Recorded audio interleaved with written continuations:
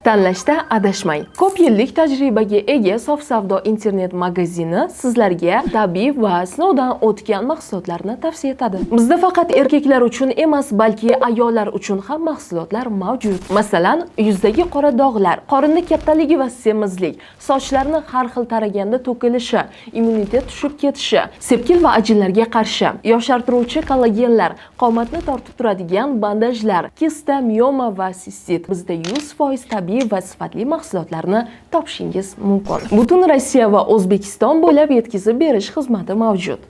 Assalomu alaykum aziz muxlis. Rossiya va Ukraina yana mahbus almashuvini amalga oshirdi.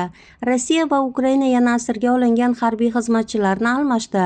Bu iyun boshidan beri 7-chi almashdir. Bu haqida Ukraina prezidenti Vladimir Zelenskiy ma'lum qildi. Bugun qurolli kuchlar, Milliy gvardiya, davlat chegara xizmati askarlari qaytmoqda.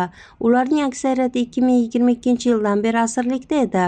O'z navbatida Rossiya Mudofaa vazirligi almashuv 2-iyun kuni Istanbulda erishilgan kelishuvlarga muvofiq amalga oshirilganini ma'lum qildi. Hozirda rossiyalik harbiy xizmatchilar Belarus Respublikasi hududida bo'lib, ularga zarur psixologik va tibbiy yordam ko'rsatilmoqda, deyiladi bayonotda. Ukraina harbiy asirlarni davolash bo'yicha shtab ma'lumotlariga ko'ra 25 yoshgacha bo'lgan harbiy xizmatchilar, shuningdek yarador bo'lgan va sog'lig'ida muammolar bo'lganlar Ukrainaga qaytarilgan. Almashtirishning bugungi bosqichning o'ziga xosligi shundaki, biz yosh askarlarni uyga olib kelishga muvaffaq bo'ldik. Eng yosh himoyachi 24 yoshda. U 2022-yil aprelda Mariupol mudofaasi paytida 21 yoshda qo'lga olingan. Eng keksasi esa 62 yoshda, deyiladi shtab xabarida.